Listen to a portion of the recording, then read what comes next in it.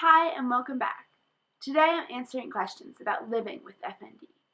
I'll share some tips and tricks I learned to cope with my FND, but everyone with FND is different and what worked for me might not work for everyone. To find what works for you, there needs to be some trial and error.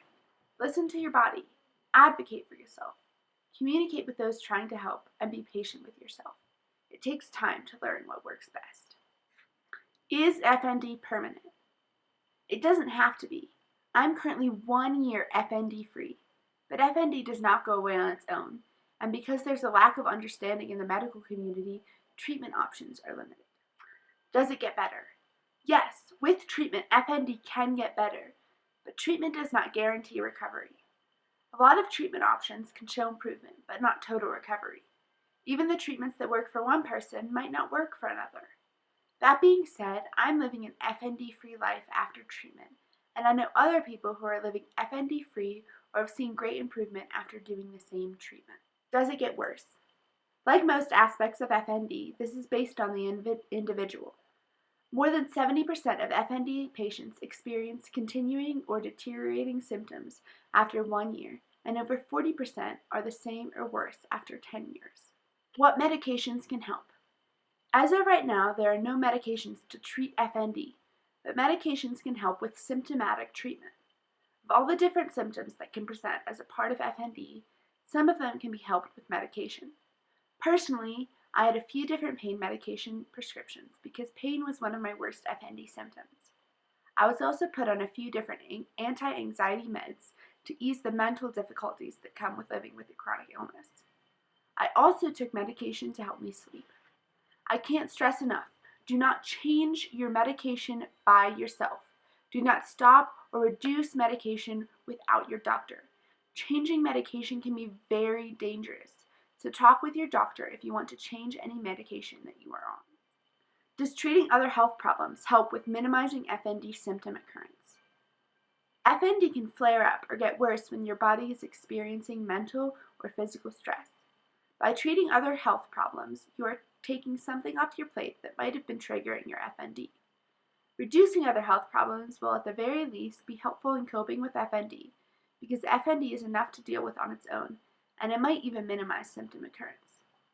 Another very challenging part of FND is knowing if a symptom is from FND or some other health problem, and working to treat other health problems is a good way to help discern between what is causing a symptom.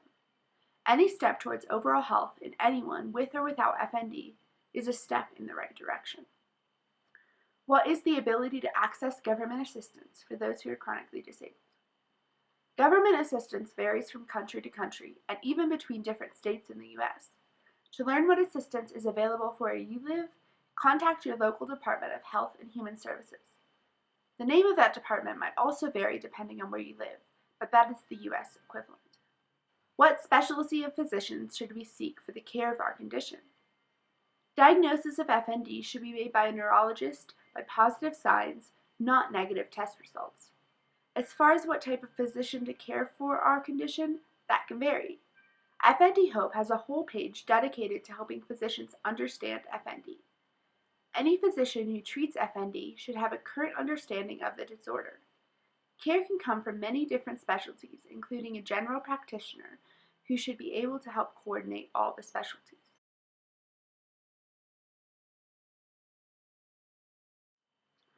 Does FND progress as we age? FND does not compromise anything age-related. This does not mean that some people with FND might not experience deterioration of symptoms the longer they have FND, but that has more to do with the length of time they have had FND than their age.